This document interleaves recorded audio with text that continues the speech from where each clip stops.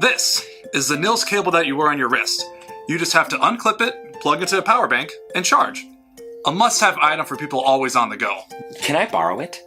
Sure. I never thought a charging cable could be disguised as a bracelet. How genius. I mean, like, you could literally wear it like an accessory and no one would guess it's a cable. But does Nils support fast charging? Yes, and it can charge up to 3 amps. It's not easy to get loose either. Oh, of course not. It has a magnet on it to make sure that it stays firmly on your wrist. Can I keep it?